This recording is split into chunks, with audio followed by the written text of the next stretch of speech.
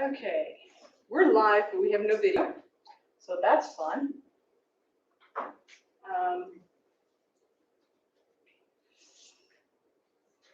So if anyone is trying to get online, maybe you can hear me, let me know.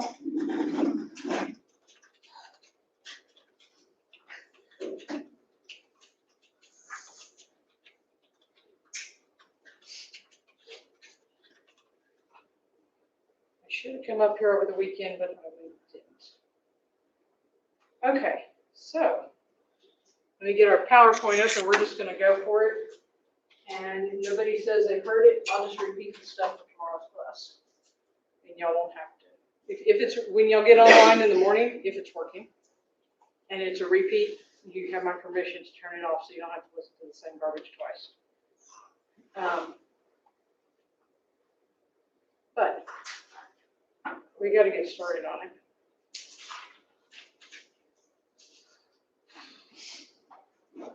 Listen to British North America.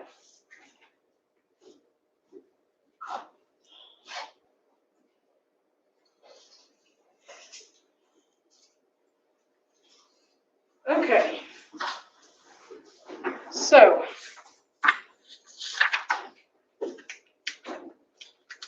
and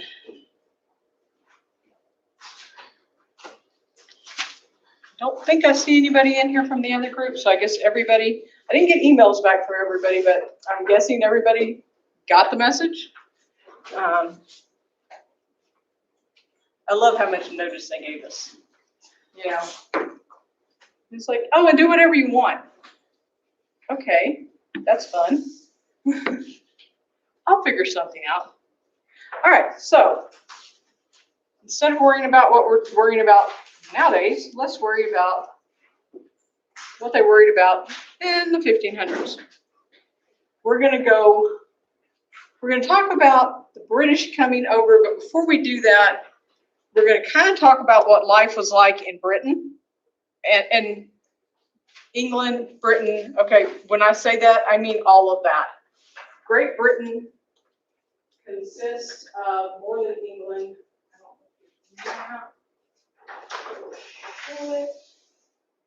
Yeah.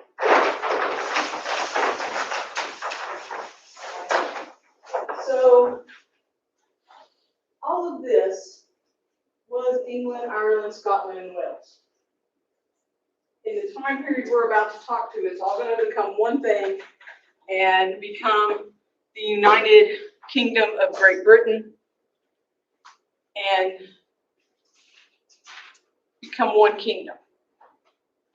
I will kind of say the names interchangeably, but that's what I'm talking about. That whole island area, not just, if I say England, I'm not, unless I specify, I'm just talking about England. I'm not really just talking about England. It's pretty much the whole area. Now, there are cultural differences among that area, but kind of generally as a kingdom, it's a kingdom.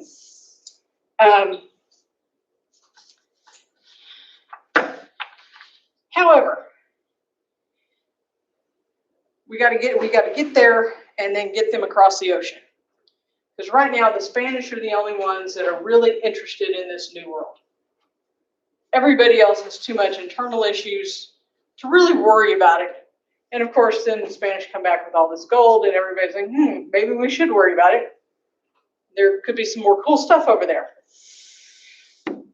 But in England, Great Britain, and really France, Spain, everywhere in Europe, life centered on religion, particularly the Catholic Church. This is a time when people were very religious.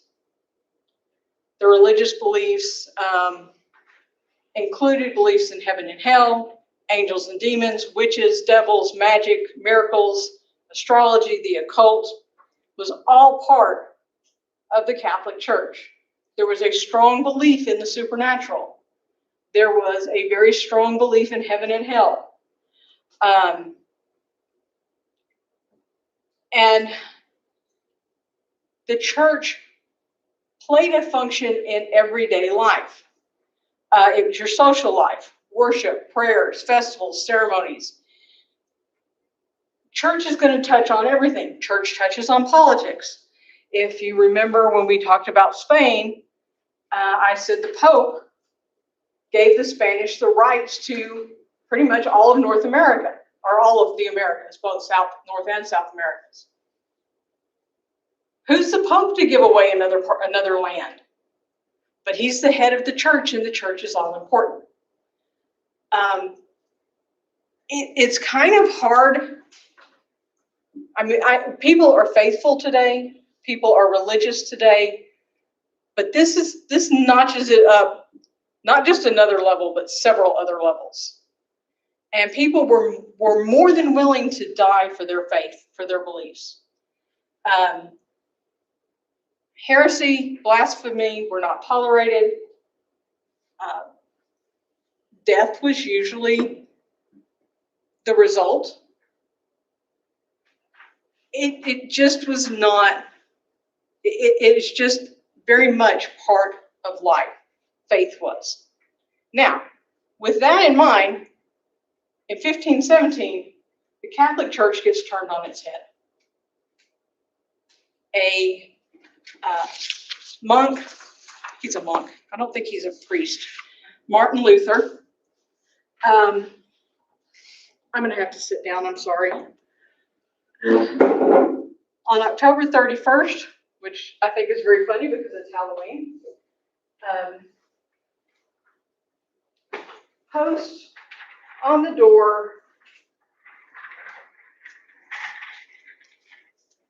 of the Wittenberg Chapel, 95 theses. Basically 95 questions for the Catholic Church. And a lot of them centered around the sale of indulgences. So if you were Catholic and your loved one died, and you want to make sure that they're going to go to heaven, you slip the priest some gold. Just to ensure everything's, all kosher. That's not how it's supposed to work. Even the Catholic Church realized that's not how it's supposed to work. Martin Luther said, hey, this isn't supposed to be this way. And he starts questioning it. But more importantly, he questions the need for priests.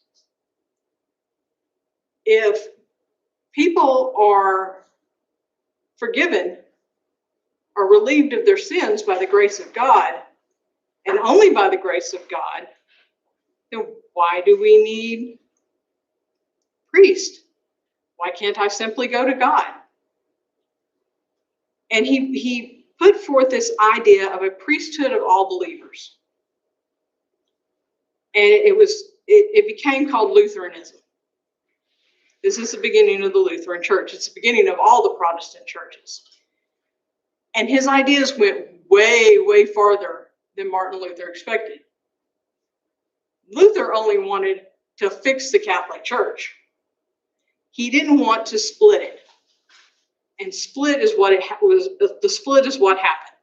So now you have Catholicism, the traditional church, versus Protestantism, those who are protesting against the Catholic Church.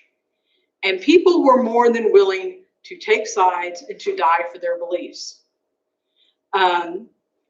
For example, in France, between 1562 and I need to change the slide. I'm so sorry. I did post these on Blackboard, so y'all can print off a copy. So anyway, so in France, between 1562 and 1629, a matter of a little over 60 years, there are 9 civil wars fought over religion, killing 2 to 4 million people out of a 19 million population because of religion. In 1521, 4 years after he posted it, Martin Luther is excommunicated by the Pope Leo X, but it's too late. The movement has started. It's spreading through Europe. It is part theological debate, part, I'm going to go ahead and switch. No, yeah. Part social movement. It's going to cause civil strife. It's going to cause colonial expansion, and it's going to cause imperial warfare. It's not the total cause, but it is a significant factor in all of these things. Luther didn't plan for people to take this to its logical conclusion, but people did. This idea of personal religious liberty. You know, if it's a priesthood of all believers, then all believers can kind of say what they believe. In the United Kingdom, Calvin is going to play a big role. John Calvin was a French scholar who fled to Geneva during those civil wars. He's going to start the German Reformed Church, the Dutch Reformed Church, the Presbyterians of Scotland, the Puritans in England, and the Huguenots in France. And the idea that he puts forth that is going to play a big role is the idea of predestination. And predestination means that basically God has a big book. And in this book, everybody's name is written. And if your name has a star next to it, you're saved. If your name doesn't, you're not. So that's an odd example. Maybe he doesn't have a big book, but that's the idea. God, from the moment you are born, you are predestined to either go to heaven or hell. The only one who knows is God. And there's no way to change it. You can be the best person in life, on earth. If you're predestined to go to hell, you're still going to hell. You can be a horrible person. If you were predestined, you go to heaven. Now, Calvin, through Calvinism, the idea, it becomes Calvinism is what people call it. The idea is those who are predestined will be good people and will know they're predestined by the way they act. So it becomes a social construct. Nobody wants to have everybody think they're destined for hell, right? So we're going to do everything right. It'll be good. Because I'm a good person, I'll go to heaven. It becomes kind of a self-fulfilling prophecy, but it's really not, because you honestly don't know. If you buy into this theory of predestination. And of course, there are those people who take it to that logical end of, if I'm predestined and I can't change it, I can do whatever the heck I want. There's not a lot of those. But there are some people who go to that logical end. So you have Calvin changing some of these churches, and you have parts of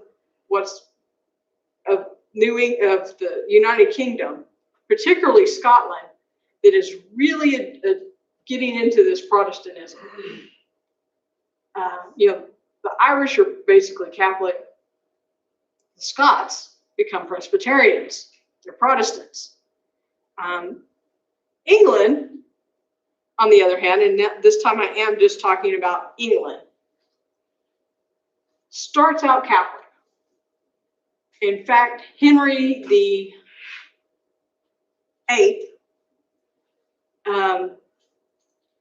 gets a medal. He gets noted by Pope Leo for defending the church because he speaks out against Martin Luther. Well, that's good and fine, as long as the Catholic Church is doing what he wants. So in England, this whole thing, I don't think I've said this, is the Protestant Reformation. So, and I'm sure you've all heard some of this before, but this whole from Luther nailing that piece of paper on the board forward is the Protestant Reformation. In England, it's more political and social than religious. Henry VIII starts out, we're good Catholics. You know, we have been put on the throne through the grace of God. The Pope is backing us. But he wanted a son. And the woman he's married to doesn't have a son. She hasn't. Actually, Catherine of Aragon didn't have any children. Yes, she did. She had Mary. She had the daughter, and then She had Mary. She had the first. But Catherine of Aragon was related to Charles V, who is the King of Spain, who also rules over the Vatican City in Rome. And the Pope doesn't want to piss him off. So he refuses when Henry VIII asks for a divorce. Well, an annulment. You can't get a divorce if you're Catholic.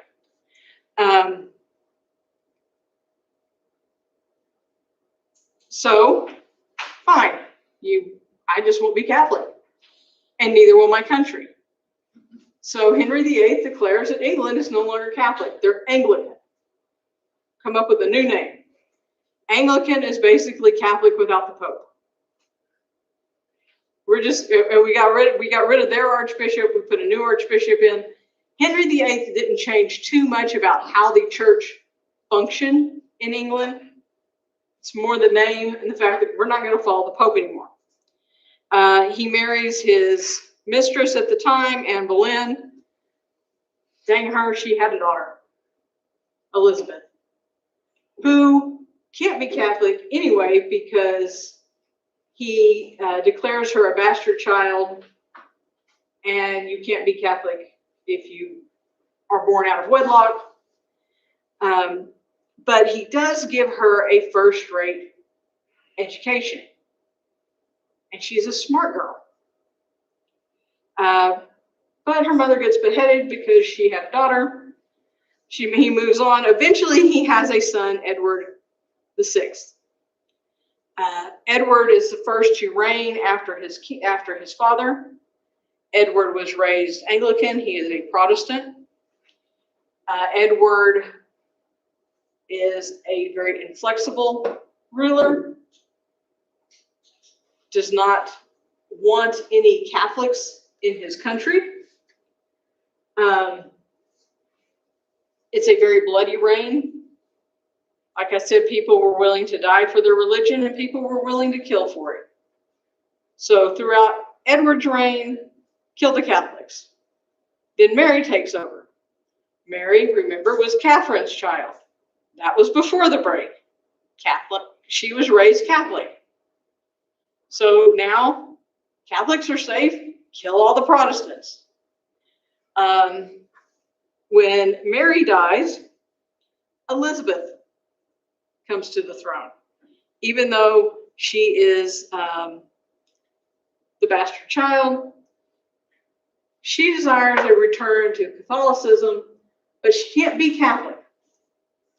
So she gets this. She's like one of the first pragmatic ones.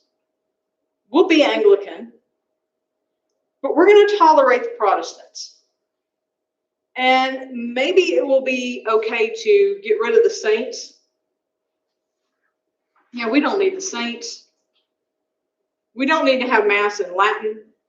We're English. Let's speak English. So she introduces the Book of Common Prayer. She allows clergy to marry. So she brings forth a kind of new Protestantism for England.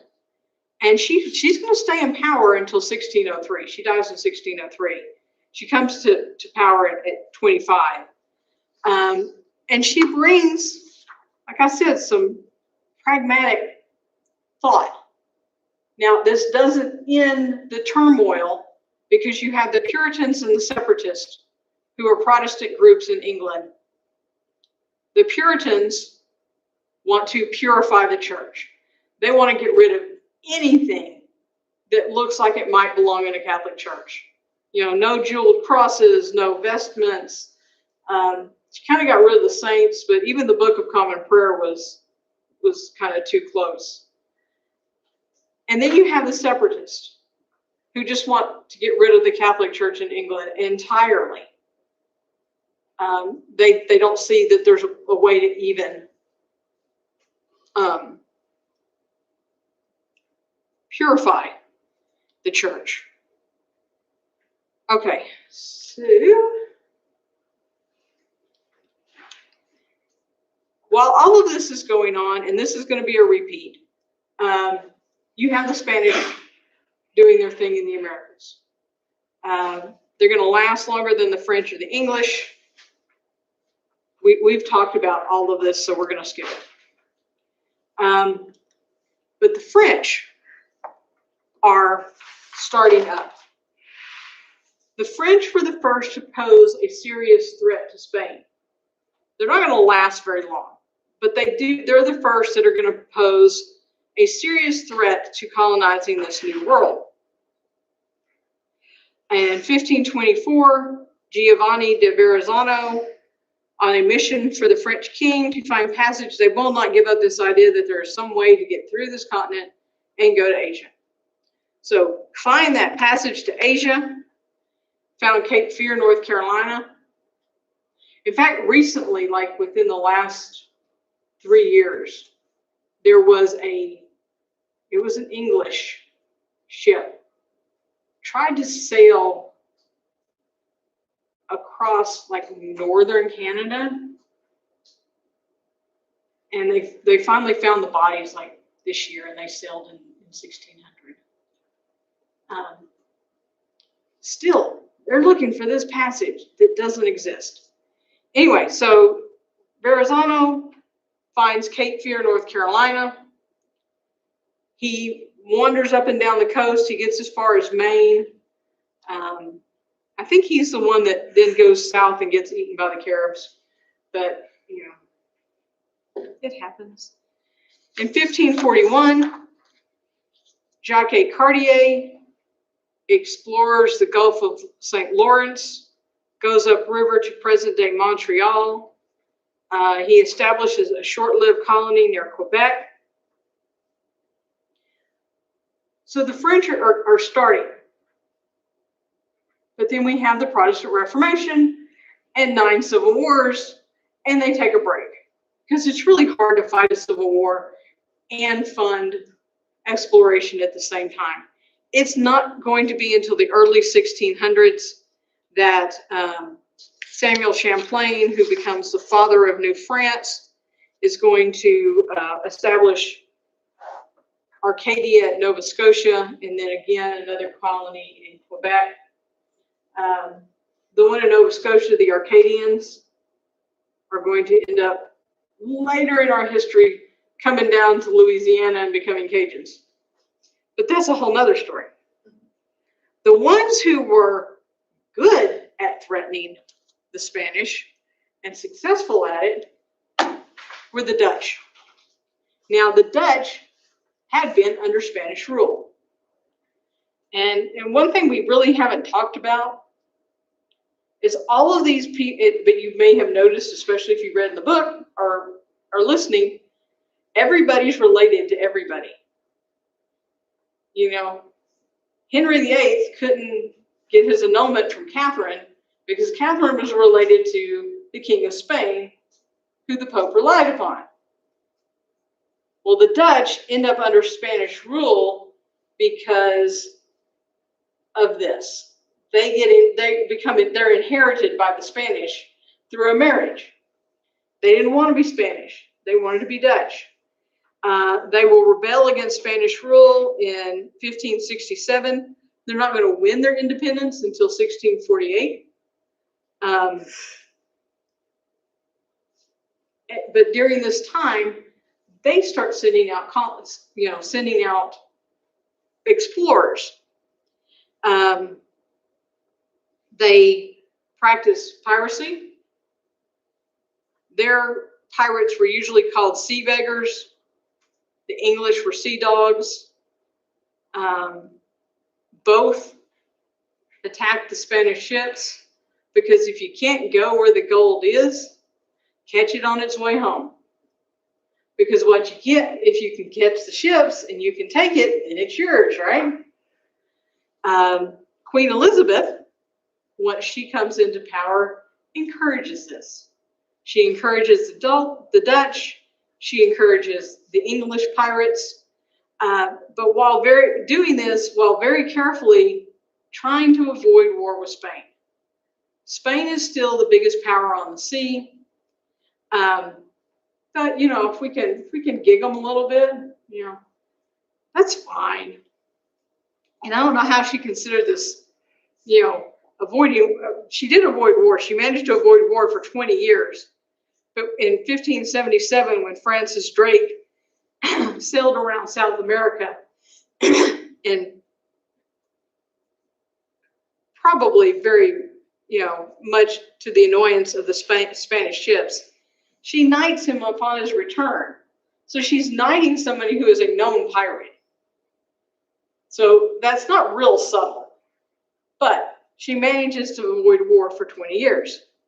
In 1568, Mary, her cousin, not her sister, Queen of Scots, yes, has to leave Scotland. Her son becomes king, King James VI. He's James VI, but he becomes James the First. Well, no, he's James VI in Scotland. He'll be James the First when he comes to England. It's very confusing. Anyway, Mary, Queen of Scots, is forced to turn her throne over to her son, flee Scotland for England. But she has a legitimate claim to the throne as the daughter of Henry VII, her granddaughter. She starts making plans to have Elizabeth killed. Elizabeth finds out about it. So Elizabeth has her beheaded. Have any of y'all ever heard of Bloody Mary? The stupid thing you're supposed to stand in front of a mirror and say Bloody Mary 3 times? In some versions of it, she's Bloody Mary because she has her head. But there's other versions as well, other people. There's like points. Yeah. Yeah. Yeah. But by having Mary beheaded, this goes back to this family thing. Philip II, who is now the King of Spain, who is Elizabeth's ex-brother-in-law? No, she never marries. She's a cousin, but also a relation to Mary. She makes him mad because she has Mary beheaded. So now war is on. Spain is going to take out England. They assemble an armada. I have to find a book. I have to read you a quote. Yeah, it's like a family reunion gone bad. You got a bigger piece of the pie than I did.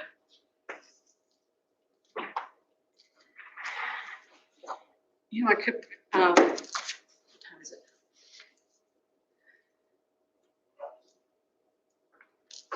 Okay, anyway, so the Spanish decide they are going to get rid of England once and for all. They assemble the Armada. The Armada is 130 ships, 8,000 sailors, 18,000 plus soldiers, and they're going to go in and they're going to invade England. Now, England and the United Kingdom is an island. That makes it easy to defend in some ways. And the Armada was actually going to go up to the Netherlands, pick up more soldiers, and then come back. But to do that, the quickest way was to sail through the English Channel, which was also going to be, this big show of force. We're coming to get you. Look at us. England didn't have a big army or a big navy. They didn't even have a big army, but they really didn't have a big navy. They had around 100 ships available to Queen Elizabeth, and they were smaller ships, but because they were smaller, they were also faster. And we're talking wooden ships. This is early on. So as the Armada sails into the Channel, Queen Elizabeth comes before her troops in a silver breastplate, so armor, and tells the English forces, quote, "I know I have the body of a weak and feeble woman, but I have the heart and the stomach of a king, and a king of England too." As the battle unfolds, the heavy Spanish ships are no match for the quick, small English ships. Not only that, but a storm brews up, and it basically just washes them away. After the battle is over,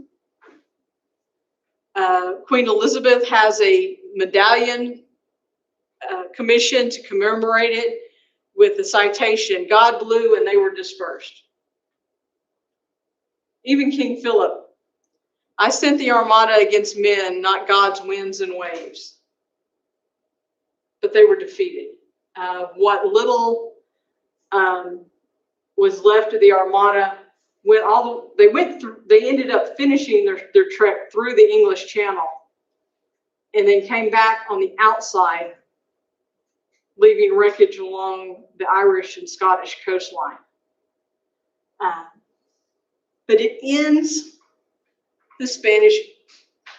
it doesn't end Spanish appearance on the waves, but it does end their domination.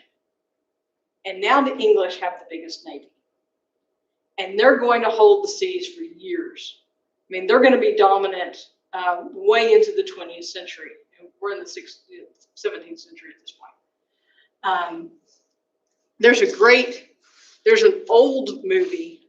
So a few years ago, Elizabeth came out, the movie Elizabeth. And they have this scene in there.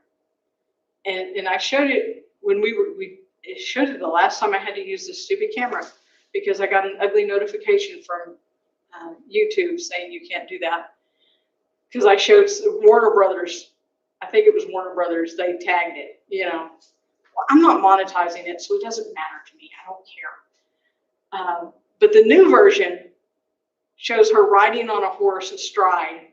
Beautiful, silver breastplate. She gives the whole speech except the line about being a feeble woman.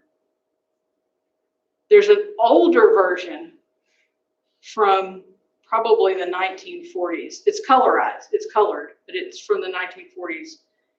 And it's just so much more dramatic when she says, "I've got the body of a weak and feeble woman, but the heart and the soul of a king, and the King of England at that."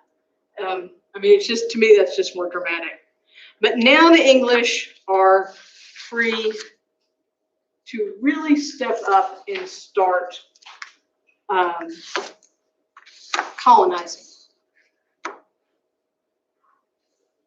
Within Britain, or within this whole mess, things are somewhat stable. There's been safe frontiers after the Union of the Scots, but that's not going to happen until 1603. But under Elizabeth's rule, she got along with her cousin James, so things are rocking along okay. And she's going to be the one that sets up this union by making him king upon her death. So they're not fighting between the English and the Scots anymore. The Irish have been somewhat subdued. Within the British rulers,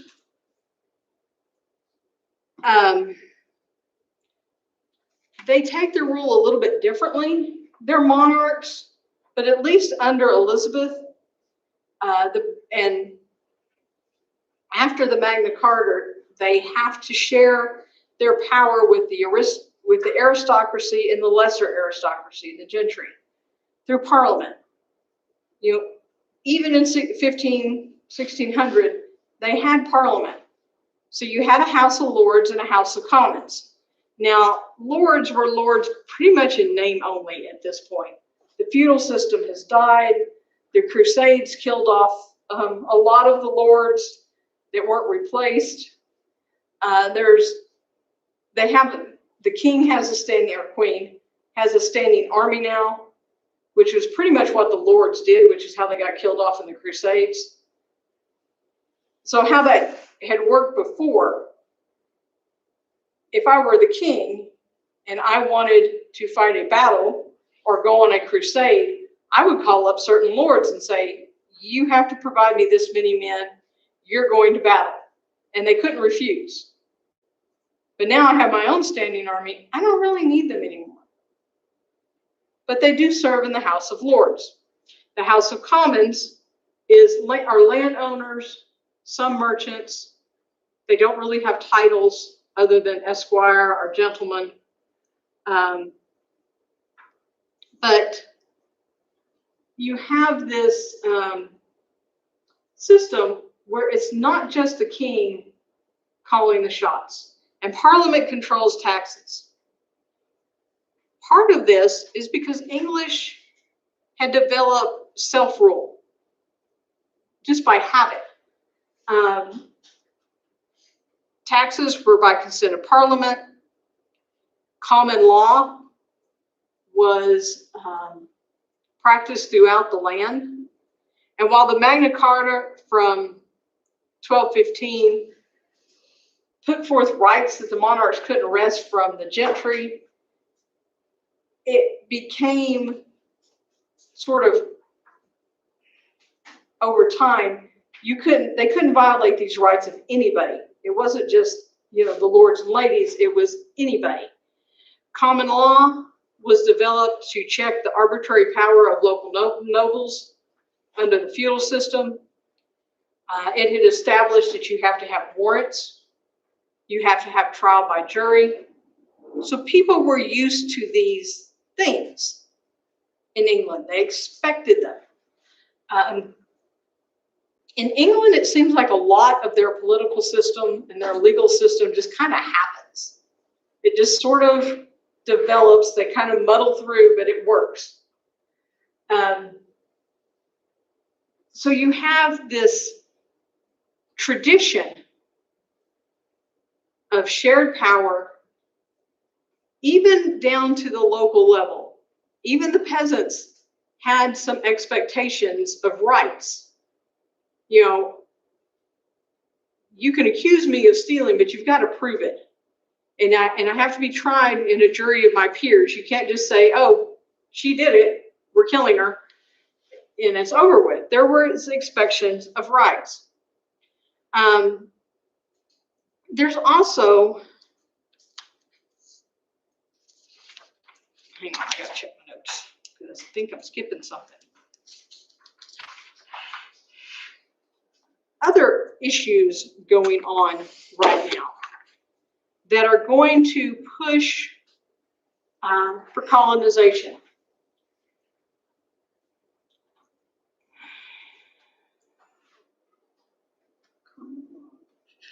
How about jury? Okay, some of this has got left off. That's why I'm confused. While England is more stable politically, there's some other issues going on. The feudal system is dead, pretty much. It's dying. So now the lords don't have an obligation to the people living on the land. And the people living on the land don't have an obligation to the lords. They can move about as they want. At the same time, there was a movement called the enclosure movement, where landowners were figuring out it was much cheaper to raise sheep than to farm. But to raise sheep, you got to kick everybody off. Not a problem. I don't have any obligation to these people. They can go somewhere else. Where are they going to go? They're going to go to the cities. They're going to go to London. So you have people moving off the land because their land's being taken. You also have a population explosion due in part to all that agricultural exchange that the Spanish found out, instigated. You're getting potatoes in Ireland.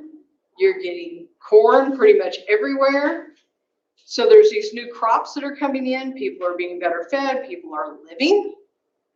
So you have a population explosion, which is fine, except now you have a lot of these lower class people, and class structure was very important, and they're moving into the cities, and they're becoming beggars. They're becoming thieves. They're becoming a problem. So what do you do with them? You're going to send them across to the other side of the world. They're going to be good fodder for these colonies. At the same time, you have younger sons who need something to do. England worked under a system of primogeniture. Primogeniture means that the oldest male child inherits whatever property there is. So if you're a landowner with 7 sons and you have 500 acres, which is a chunk of land in England, you don't split that up because, okay, we're going to go with 10 sons because it's easier to do the math. 10 sons, that'd be 50 acres apiece. You can't really do much with that. 500 acres is a good estate. So son number 1 becomes a new landowner. Son number 2 becomes a priest. Son number 3 goes in the military. Sons 4 through 10 find something to do. So they did. They became explorers. They became landowners in this new world. And we will stop here and we will finish with enterprise when we start back up. Maybe tomorrow. Well, I have to see if anybody in the comments said they can hear any of this. If not, we'll start back up on Friday. Y'all have a good week.